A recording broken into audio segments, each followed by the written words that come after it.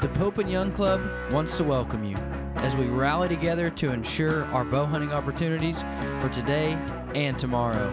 You've come to the podcast that believes in preserving, protecting, and promoting the passion for bow hunting. Join us as we strive to be the voice of today's bow hunter. This is the Pope and Young Podcast.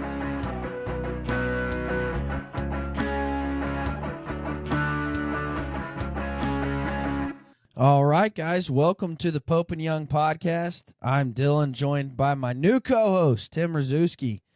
Tim, how's life in Oregon, man? In Oregon. Oregon's good. Average weather like everybody else. 90s, but we're dry here. No humidity. No humidity. Yeah, that's the difference, dude, is it's 80% humidity here in Kansas. Yeah, it's not here. I'm not sweating. I don't have bug problems or nothing. Yeah. We are joined by a special guest, Mr. Daniel Welker. Daniel is our new world record holder in the Velvet Woodland Caribou category. Just announced it at convention. And Daniel was fired up, which makes us fired up. Daniel, how are you, man? I'm doing good. Looking forward to being a part of Pope and Young Club. I've been doing this stuff for a long time, and now I have a real reason to be part of this club. That's awesome, man. You're one of those guys that it makes me jealous because I'm like, let's do a podcast. You're like, I'm hunting. I'm like, all right. Well, and then you try again in 2 months, and you're like, I'm hunting. Then you try again in a month and a half, and you're like, I'm hunting. Then you try again, and I'm like, does this guy do anything other than hunt? Yeah, it's pretty cool to get to have parents that travel kind of the world all over the place and getting to know that there's other opportunities for other animals out there to go hunt year round pretty much. That's awesome, man. Well, before we dive into the story of the caribou, how did you get started in bow hunting? My grandpa and dad, they were into it a little bit, and then I guess it was like junior year of high school. I just randomly went into a bow shop and got a 2003 Mighty Might Bowtech and killed a deer like 2 weeks later, and then it just all started after that. That's awesome, man. That's cool. So where's home for you? Houston area. I grew up in Sugar Land, kind of west of Houston, and now I'm a little bit further west of that in Brookshire area. Well, make sure in December you're available. We're doing the Bow Hunter Bash down there at College Station. Yeah, I keep hearing y'all talking about all that on the podcast and different things, and I gotta find a way to fit it in with this crazy hunting season that I got going this year. Right. I was about to say, Tim, he'll probably be hunting, dude. Hey, I got to put it out there. Yeah. He says he wants to get involved. Yeah, no, I definitely want to get involved. I want to potentially try and see some lines moved and get some more animals entered into the program. Like I have 2 animals that people don't even really know exist on the planet that are North American animals now, and they're world records because I'm the only one that's ever killed them.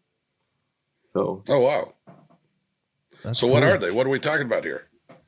The last one of the ones that y'all are having a hard time getting me on the podcast for was I went down to the Yucatan Peninsula in Mexico for a red brocket deer in the jungle it's kind of around Cancun, and people don't even know that there's this little deer running around there. It's about 25 pounds.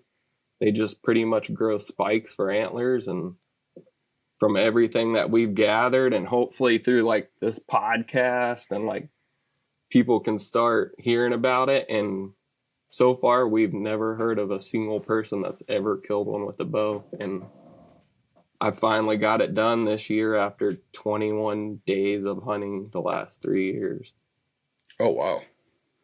Yeah. It's a pretty tough little critter to find in the jungle when you can't see 3 feet without hitting a leaf or a branch. What's their primary predator for that deer down there? Besides man?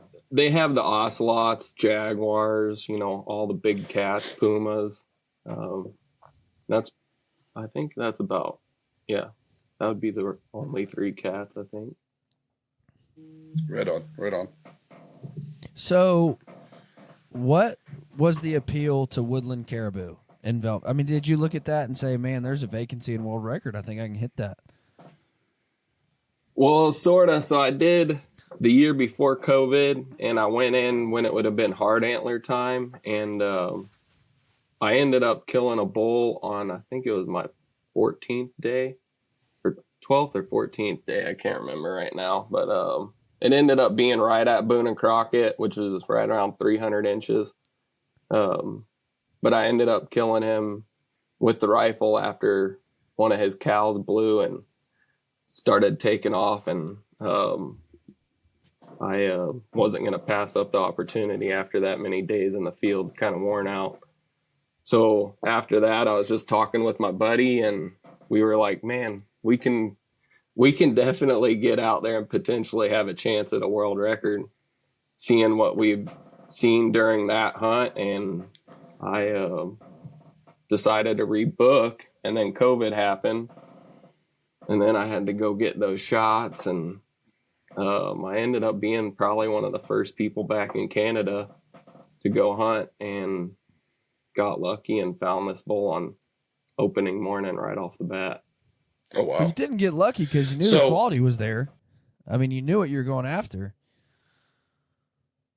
Yeah, the quality is there in Newfoundland. People just, they, most of the time take the first animal they see, which this one was the first animal I saw. Yeah. So interesting. Do you think that woodland caribou and velvet isn't taken as often with bow because of the time of year that you have to hunt them, or is it something else? See, I'm kind of excited about this because I don't think it's gonna be a realistic thing to go get. The season's only going to allow 1 or 2 weeks max of velvet antlers. Right. So you really have to prepare and get in there right at opening day to be able to get one of these bulls with velvet. So in our record book, we have, 243 hardhorn woodlands and only 7 velvet. The latest bull taken in velvet was September 10th, but the other 6 are all taken before September 2nd. Mm-hmm. So is it hard to get a hunt booked or a tag or whatever in that August, early September time? Are the animals not there? No, they're definitely there. This bull kind of is throwing a pickle into the whole program. There's a lot more people that have booked years out now. Before you could get a tag pretty easily available next year, but now that people are seeing that there's these giant bulls out there, it pretty much booked out for the next 2 to 3 years. So you really have to put your time in on just waiting to be able to go have the opportunity to hunt a velvet bull. Right on.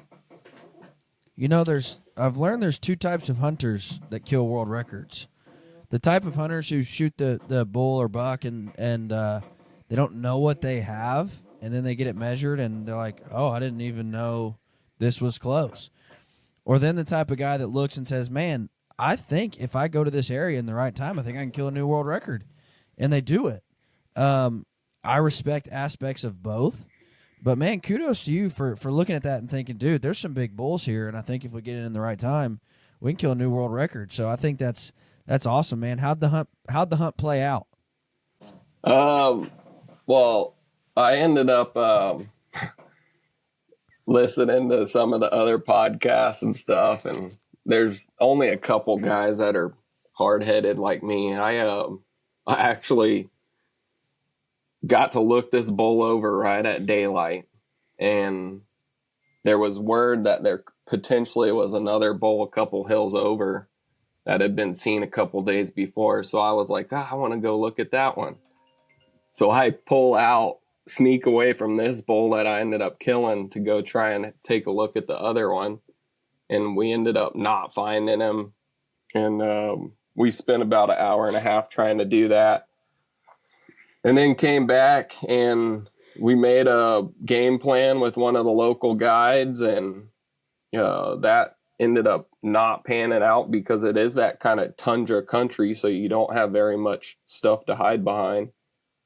And the only other option was to take like a big hour and a half, 2-hour loop around the mountain. And we ended up taking that loop around the mountain, and it all worked out perfect at that time. Of course, most people know caribou country's blowing like crazy, and it was blowing 30 plus mile an hour. And we snuck into 32 yards, and he presented the perfect quartering away shot. And I, blacked out for that second, put the arrow right where it needed to go. And he ran like 40, 50 yards over a hill. We snuck up over quick, and I was able to take another shot. I like to shoot as many times as I can until they're not breeding. And that second shot, he took off down the hill, ran into the lake, and thank goodness he ran into the lake because he kind of died in the water, so he didn't bang up his velvet, which was kind of nice. Well, that brings up an important aspect. Mm-hmm. We Tread have lightly. people. We Tread have lightly. people who want to know why you shot this animal in the water in your Fruit of the Looms. Did you get a sponsorship with Hanes? I wish. Hopefully that comes out of all this. No, honestly, there is some questions out there as to the water. So he ended up dying in the water, and then why I ended up using that picture as the picture that I want to be known about with this is to actually make myself work harder. Like, I want to work harder. So now I can look at that picture and I'm like, I'm never going to put another picture out like that. So I'm going to work harder and be in better shape, be a better archer, be better at everything so I can be the best person I can out there, because I do have some of these crazy goals to kill Boone and Crockett quality Pope and Young animals. That's awesome. And I don't know how many people out there realize how many animals die, go to water, die. I mean, I've pulled pronghorn out of the water, bears out of the water, turkeys out of ditches. Mm-hmm. To me, it just seemed pretty obvious that, hey, I don't want to get my clothes wet. I'll go in the skivvies and get them out, and somebody snapped a candid photo. Yeah. But there's more to it. Yeah, no, that's truly actually what I was thinking. I want to always have that picture there for the world to see. And I don't want to ever look like that again. I want to be better than I've ever been in the future. I just thought you were trying to get a sponsorship with Hanes. Oh, goodness. Yeah. So what's your next hunt? Where are you going next? Stone sheep here in a couple weeks. Now, is this in the area where you have been guiding? Or is this No. sight unseen, unknown? Yeah, I've been up into BC, the northern BC a couple times, but never for sheep. This is my first entry into the sheep world, just because we know that the prices are just getting out of control and they're getting ridiculous. I hear that there's $100,000 stone sheep tags out there now. Wow. Yeah, it's not going to be on my list if that's the case. The NDA put out a study, and of course this is deer, but I think it equates to anything. Water is an animal's best escape route from danger. They're looking to get away from everything else. Imagine that a thirst sensation hits within seconds of being shot. Blood pressure drops rapidly, so they're trying to cool off. So if they have time, that those things go through their mind. That's where they want to get. Do you think that's true in Africa, though? I don't think they want to go into the water. Probably not. So, you and I had a long conversation, Daniel. After convention, we were in an unexpected hurry to crate and ship all the trophies back to the owners so that the facility could use the building for another event that we didn't know about until the last minute. You stepped up. I hadn't really met you other than on stage and in passing, and you helped me out for 2 days. Didn't ask you to. We had a blast, great conversations. So I thank you for that. You're but welcome. In our conversation, you mentioned your family's hunting sort of history and their experience and role in Safari Club. And I kind of got the feeling from you that although you knew about Pope and Young, the convention kind of took you into a new realm with your thoughts of Pope and Young. What was your thought before? And what are you thinking about Pope and Young and other organizations? Well, the very first thing, like, and pretty much the main thing I would say about Pope and Young is how open everybody was. Everybody talked to everyone. There's no big wig, like somebody's, oh, this guy's the big rich guy, he's the one that hunts all over the world, like, and can't talk to him. There's none of that. You can just walk up to anybody and they just talk to you like you're a regular person, rather than being some hot shot that you're kind of scared to talk to. You can go, everybody always talks about Chuck Adams. I got a message from him the day before the show started, and he's like, hey, have you seen your caribou? It's the new world record. I've never met him or anything, and he's sending me a message on Instagram saying, do you want to see a picture of your score? And I ended up telling him, no, I'll wait till I'm at the show. But, one of the biggest names in the industry is sending me messages just cause, just nice people. And I really appreciated that. And it makes me want to be a part of the club more and more when I get to talk to people like that. Well, that's wonderful. Chuck is a great example of someone that is, although he's a private person and he's in the industry, he's easy to walk up and talk to. And, he'll call me and ask things all the time. It's not like he's with me. He doesn't have an ego. And so I see that as well. Despite being staff, people come up and talk to me all the time at Pope and Young and ask about your trophy or other people's trophies. And I tell them, hey, he's right over there. Go talk to him. Yeah, it's pretty neat to be in a smaller club, but it's still, in my opinion, one of the best at keeping scoring together.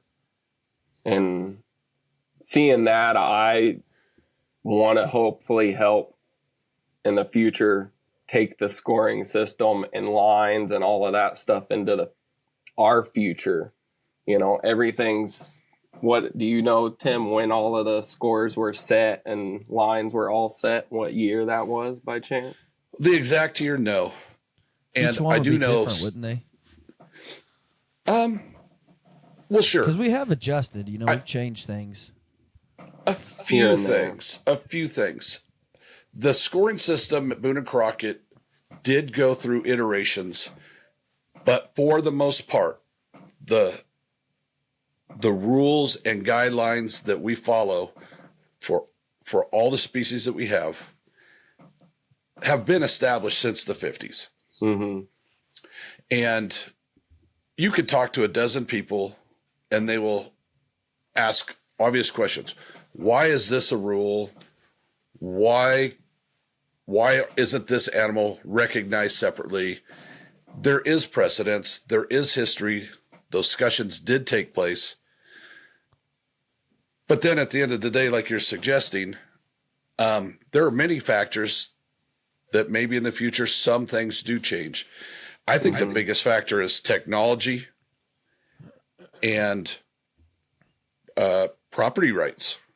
I'm really concerned about the future of hunting in the worlds of public access and private property rights. Mm-hmm. I think we're going to see things that we don't expect. And I don't know if in a generation or two, it'll be just the old over-the-counter style hunting in a lot of places. Yeah. Yeah. Along these lines, like I talking about the club, Tim, you said to me at the show, you were like, bring the research to me and we'll look at it. And, you know, like the reason why we were talking about that is Shiras moose, the line, the Canadian and the U.S. border. So now I'm thinking like where I'm going with that is right now, all the Shiras tags in the United States are insane or you got to draw them. Well, let's extend the line up into Canada.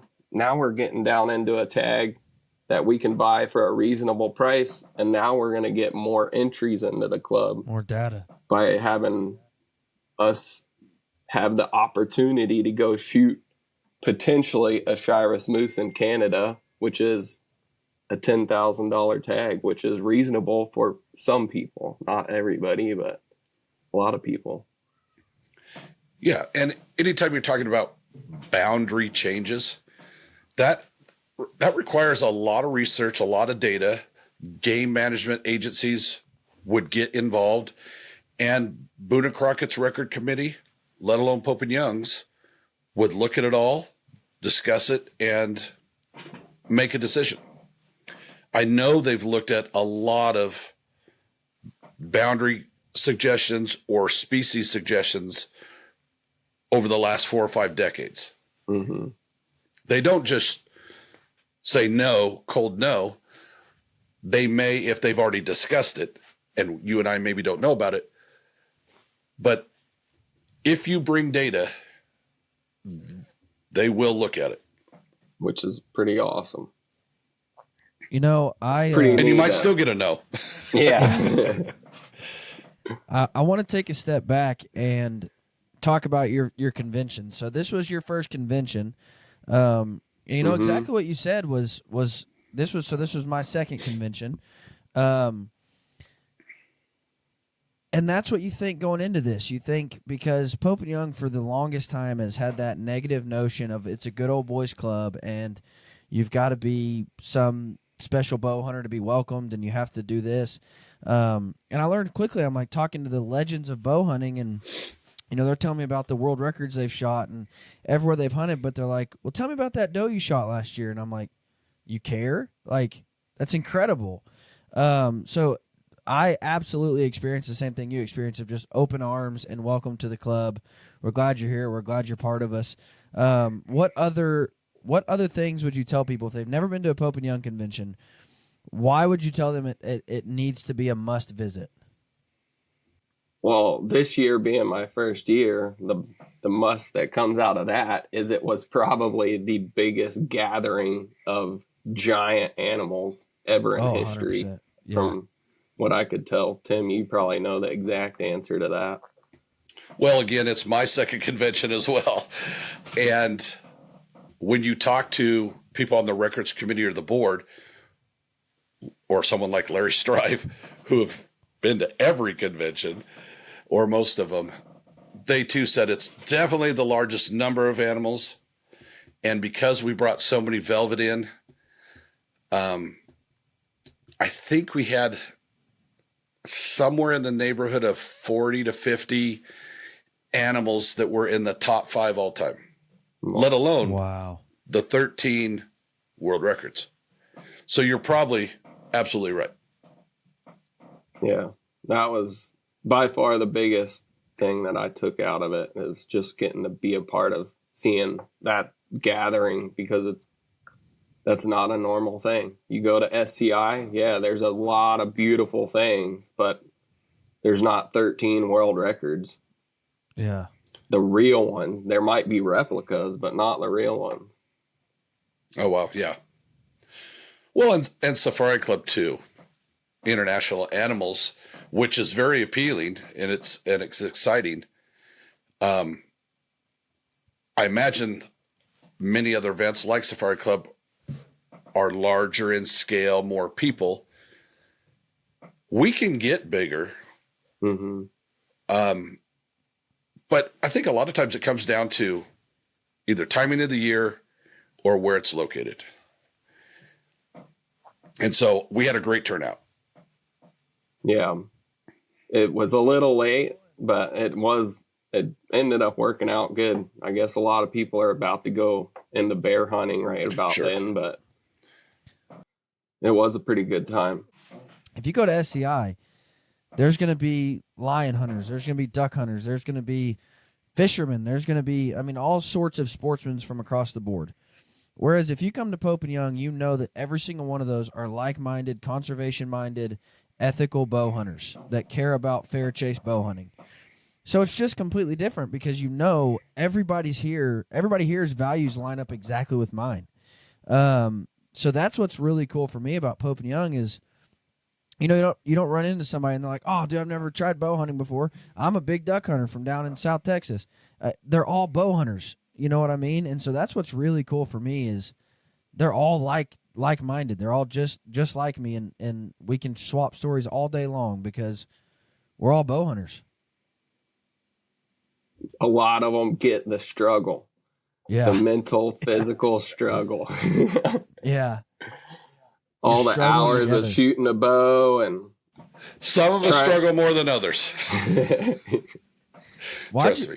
I feel like that was a shot at me, Tim. Maybe. I will neither confirm nor deny, but I do struggle a lot. Yeah, wait till you start trying to go for world record quality. Ooh. Yeah, see, I'm not I just go for horns at this point. Yeah. I live in blacktail country. I've seen some bucks that I can't even imagine. In that brief moment that I saw them, I don't know if they were 150, 170. They were giant. I've never had a Boone and Crockett level blacktail within the kill zone. It's just that hard. So when my buddy killed that giant 150 in velvet that became the world record, he knew this buck. He had been watching this buck for years. He didn't know it was going to be a world record. I think there are those, like Dylan had said earlier, that go into hunts after specific animals and still get surprised at the final score after it's all said and done. Mm-hmm.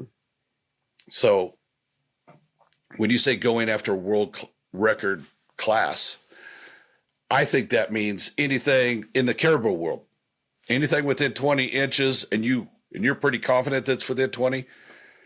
Where it lands up it doesn't matter to me.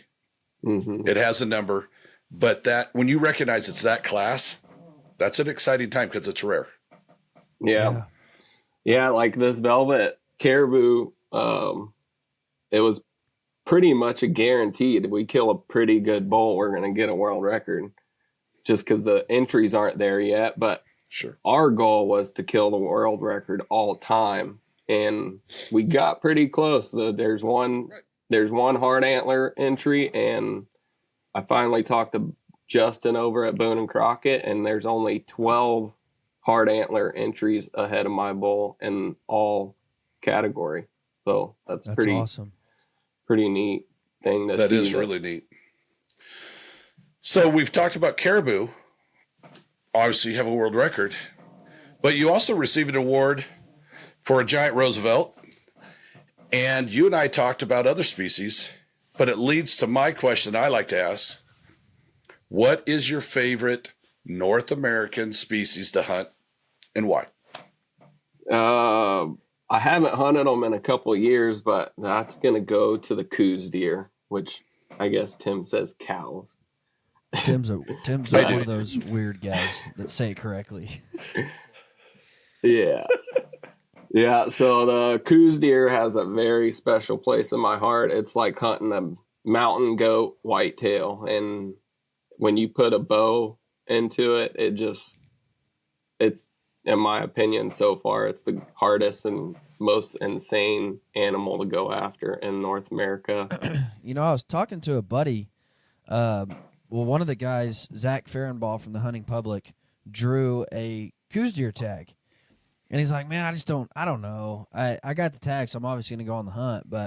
And I'm like, you're going to be surprised because dudes don't come back from coos deer hunting being like, it was all right. Most guys come back having fallen in love with chasing them. You either love it or you hate it, and most guys love it.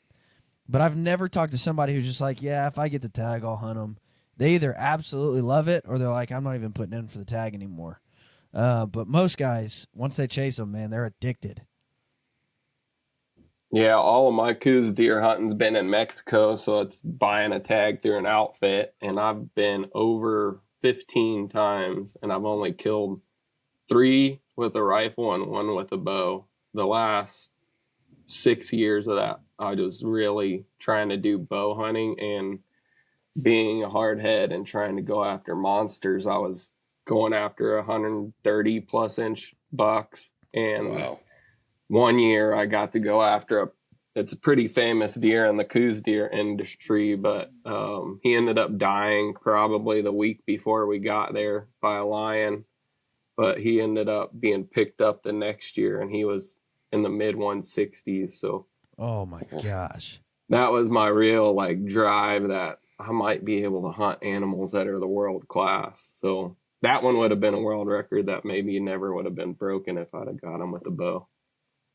Wow. So what's next for you? What do you look at next as being a realistic, I can go kill a new world record in this?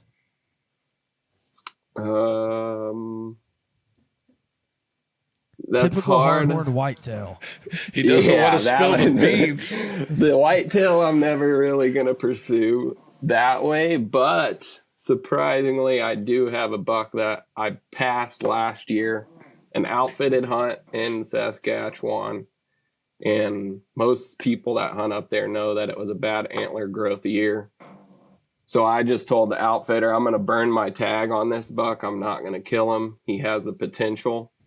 And if everything turns out, he did make it through the year. So hopefully he got the right food and water this year and blows up, and we can be potentially hunting a whitetail that's going to be playing with the top quality typical whitetail. Wow. Yeah. It's the longest standing record. Yeah, hopefully we can do it. It will be pretty amazing thing. He was 187 as a 3-year-old. God. So See, I would have shot him when he was 150 as a 2-year-old. That's where I stand. Yeah. Last year he was in the mid 160s. So he dropped down just because of that bad year. So hopefully, every now and then animals go through those drought spells and they'll drop, and then I'll come back the next year and they'll just blow up. So we're hoping he'll blow up as a typical. If he grows a couple extra points, I guess we'll just have to deal with it. But he's been a complete typical 12 the last 2 years. That leads me into a question for both of you. Tim, what do you say to the guy who absolutely hates that we do net instead of gross? Well, then you just don't understand the scoring system. Yeah. You don't understand its purpose or what it's based on. Antlered animals, we reward mass and symmetry. That's what it's about. Yeah. With moose, we reward width and palmation. And then the argument of the whole nets are for fish thing, it's in jest. It's like a tax. I think Roy said that once, and I said, hey, I kind of like that.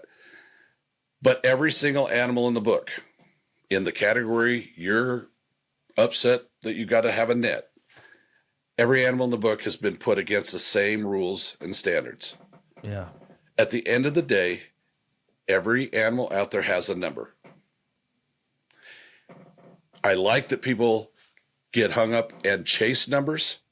Like Daniel will pass animals that you and I would never dream of passing. but that's him. Yeah. And at the end of the day, when that buck hits the ground, there's nothing he can do to change that number now. The animal is what it is. And I believe in the scoring system too. I think it's right. There needs to be a typical and then non-typical. It's take that typical frame and get the deductions and then add all the extras in. It's just, Yeah. And if you wanna do the whole add every inch and that all counts, there's programs, SCI, they'll do it for you. Well, and that's what, like, for those guys who say, I don't believe in the scoring system, but then they ask their buddies, well, what's your deer score? Well, if you don't believe in the scoring system, why are you asking what it scored? Because if there's no scoring system, there's no number to give it. It's just a big deer. So there has to be a scoring system. Like there has to be some sort of uniform rules, because I can't go out and say, oh, dude, I have more points in a basketball game than anybody in history. Yeah, it was in the street with my 4-year-old boy, but I scored more points than anybody in history. Well, no, because it wasn't official. There was no, you know what I mean? So there has to be an official scoring method, and if you don't believe in it, then don't ever ask somebody, what's your deer score? How big was it? How many inches was it? You said you don't believe in There's the scoring another system, thing so. in play here too, Dylan. You know, obviously there's the disappointment. I had a great hunt. This animal is my pride and joy. If I put a number on it, it's going to change how I feel about it. Mm-hmm. I understand that. Your hunt is for you. The animal has a number. If you want to honor that animal against its, I don't want to say peers, but the other animals in its category, then the number has value. But then there's the other aspect, Dylan. Some people don't know how to measure. Dylan asked me the other day, now wait a minute. You don't get a circumference measurement between every tine? I'm like, you got to come to class, man. I just told you, dude. I'm like, I've been around a lot of redneck measures, dude, and they want the biggest number they can get. And but you're 100% correct, Tim. I went into a hunt last year, and I was hunting with a recurve, and I was chasing velvet whitetails. And I told the outfitter, I'm like, dude, I don't care. Like, if I get within 20 yards of a nice mature animal, I'm shooting it. And he said, well, you work for Pope and Young. You don't want it to make Pope and Young? I'm like, if it does, that's great. I'm like, but dude, this is a velvet whitetail with my recurve. And so I do think it'll make Pope and Young, but I went into that, and score did not matter because it was about the hunt. It was about the weapon for me at that point. I could have cared less if it was a fork and horn or a 160 because I just wanted to kill a deer with my recurve. Like I said, it's probably going to hit right at 130, but still, that didn't matter to me. I just wanted to kill an animal with my recurve. And score didn't matter at that point. Now, whether I shot a forky, it still has a score. I mean, it still would score 11 or 14, whatever it would have scored, but it did have a score on it. Now, whether I choose to measure it and say that score or not, that's up to me, but you're 100% correct. But that leads me into my question for you, Daniel. Do you like typical or non-typical? You like trash and garbage, or you want it to be super symmetric? I really like both. Like I like having as many categories as I can pursue. I want to be able to enter something into all of these categories. Like, we're going to bring it up again because I talked to Tim about the Roosevelt elk. There's only one category. What are we doing here? Let's put 2 categories in there. There's more opportunities for entries. You know, like, I want those opportunities. I like to have a typical and a non-typical. Yeah. I just love it when guys say, I'm all about the typical. And I'm like, so you mean to tell me if a 200-inch whitetail with trash comes out, you ain't shooting it? Yes, you are. Like, don't tell me that. I think this argument, this discussion, started a long time ago. You know, it's just like the groups online, and somebody says, what's the best bow or what's the best broadhead? You know, the real question is, what's more lethal, a piece of equipment or shot placement?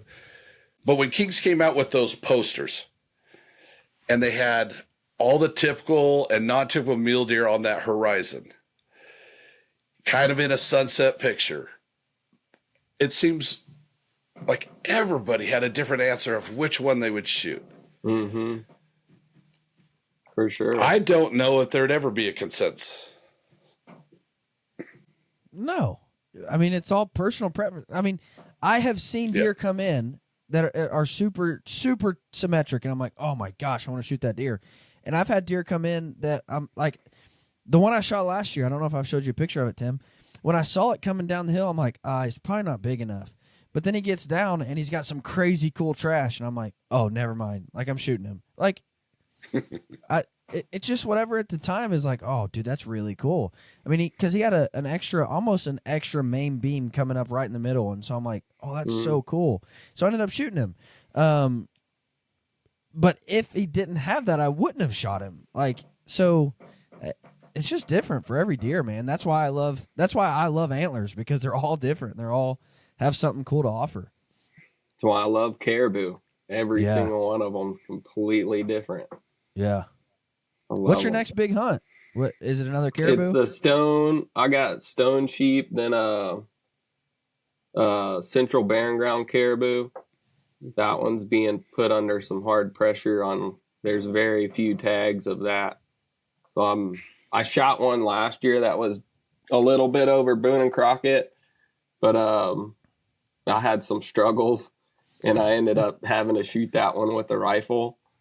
But, like, I'm not afraid to use a rifle, and all that does is put me back in the field again to hunt the same animal. So I learned one time I shot an animal with a rifle and came back 2 years later and killed a world record. So who knows what we're going to do this year. I killed a Boone and Crockett bull last year with the rifle, and we'll be going back up there again into an area that hasn't been hunted in years.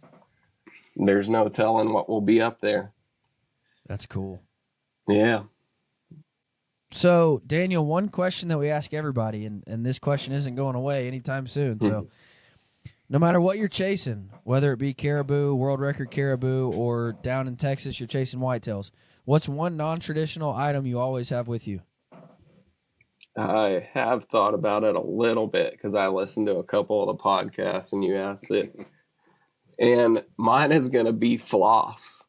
I cannot stand having stuff stuck between my teeth.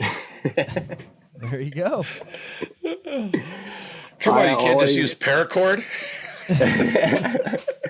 Well, that's a problem, is I have to have specific floss because my teeth are so tight. They don't like letting anything in there, and it's just I can't. I'll lose my mind if I don't have floss with me everywhere. Interesting. Have I've you not heard ever that one found before. yourself using floss like in a crazy way on the mountain? You never know when you might need a tourniquet. So I bet you can wrap floss enough to where you can cut off a blood flow off your arm or something. That is certainly how you get a sponsorship with Oragel. Dude, if you save somebody's life with Oragel, you're done. You got it. You're set for life on floss, dude. That's right. That's awesome. Tim, what do you got planned this fall? Oh, not much. Didn't really draw anything. I've got an Idaho deer tag, and then a couple over-the-counters in Oregon. I'm taking a gentleman down on a pronghorn hunt here in about 20 days for a couple days. Very cool. What about old Okie from Muskogee? Is he coming back to bear hunt with you? He hasn't said so, but he did send me photos of the new lake. And oh my gosh, dude, it's so I know cool. he's really engrossed in that, and he's excited because the big hunt that's going to go out there with Chuck. Oh, dude, I can't wait for that. Which that's actually kind of a crazy story. People are like, well, how'd you wiggle your way into that one? How do you get to hunt with Chuck? And I said, well, so what happened was last year, so 2022, Chuck calls me and we're just talking and I said, well, you're not hunting any whitetails? And he said, I don't have any whitetail tags. I'm like, well, dude, I have an outfit in Oklahoma. Just come down, we'll hunt. and we just couldn't line up schedules. And so he's like, well, let's do it for 23. And so I'm calling and I'm bragging to Jason. I'm like, dude, I'm going on a whitetail hunt with Chuck Adams. And he's like, well, do you think you do a raffle? And I'm like, don't know why I wouldn't. And so he ended up raffling off this hunt. And so for those of you who don't know, this is our whitetail hunt at Liberty Ranch with Chuck Adams. But dude, that lake they just built is insane. I had the privilege of right when it got dug, so there's no water in it. We got to go to the very bottom, and it's probably 70 feet deep. I mean, you're looking up, and it's crazy deep. 50-acre pond, just really cool. I think it's gonna be fun. I mean, for sure to fish and swim, and they're building a bunch of docks and putting a bunch of pontoons out there just to go, float around and fish and have fun. So it'll be fun for sure. Yeah. So Daniel, I guess my last question, in the world of Pope and Young's promoting, protecting, and preserving bow hunting, what is it that you see in the bow hunting world, in the industry, from your perspective, that encourages you or concerns you the most for bow hunting in general?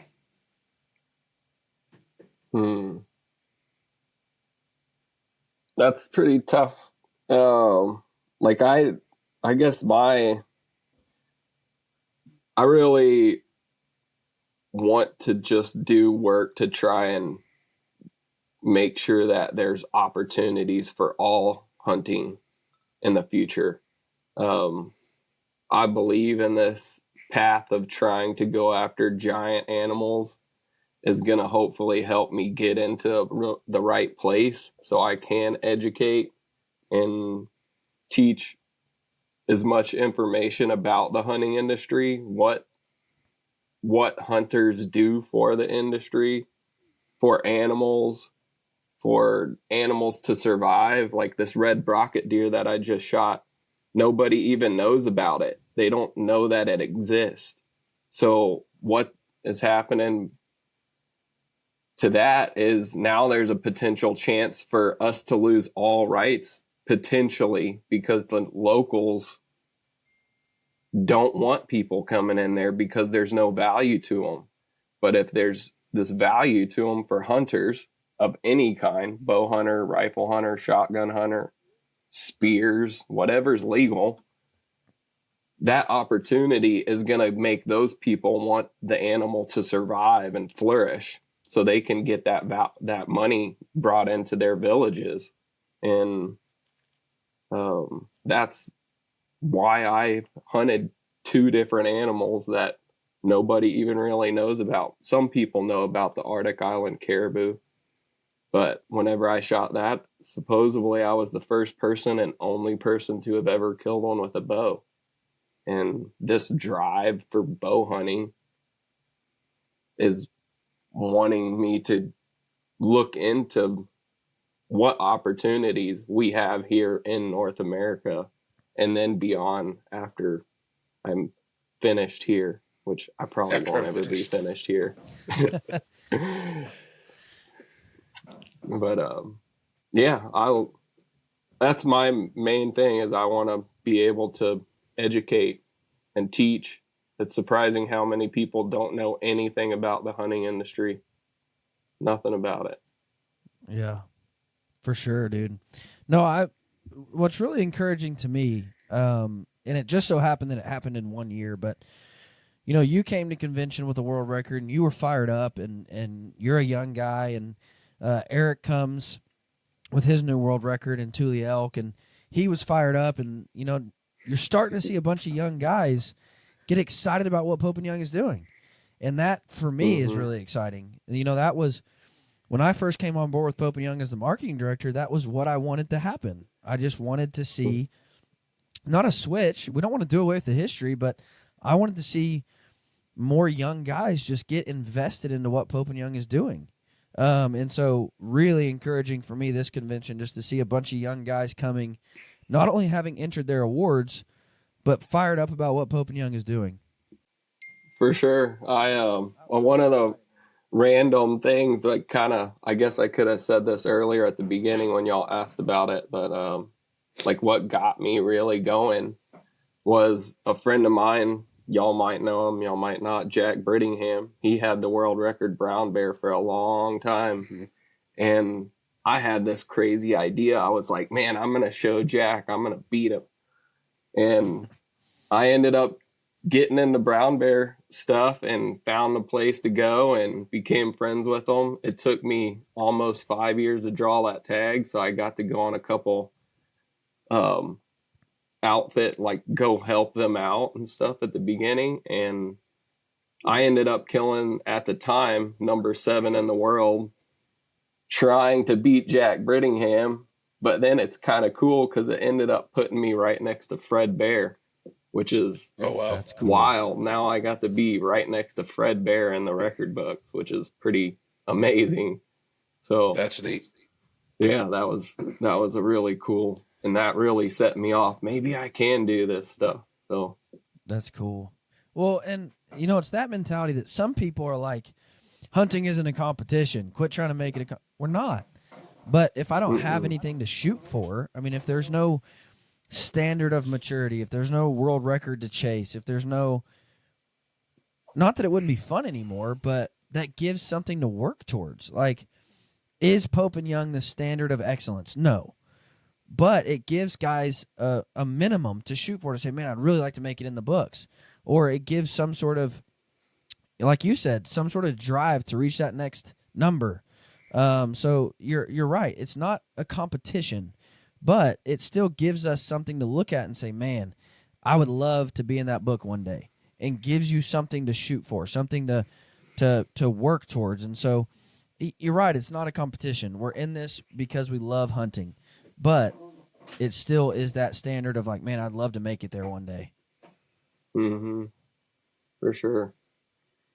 I really love the fact of me being crazy like this, and it puts me in the field and I meet more guides. Like I have to go back year after year after year to try and make this goal happen. So I'm getting to meet more natives and learn from all these native people. And, you know, I'm not pursuing to have the biggest in the world or a top 10 entry. I'm pursuing this to go meet people and hopefully eventually educate. That's awesome, man. Well, Daniel, thank you so much for coming on. From me and Tim and from all of us at Pope and Young, congratulations on your new world record, man. Can't wait to see you in 25 in Phoenix. Don't book any hunts around that time. You've already got that on your schedule, so don't book any hunts around there. Come to College Station, Bryan, Texas, on December 2nd. It's going to be a heck of an event. So we want to see you there. And thank you so much for tuning in, guys. We're so glad to be back with you guys on the podcast. We hope that you missed our sweet, sweet voices as much as we missed talking. So thank you, guys. Thank you. Thanks, Daniel.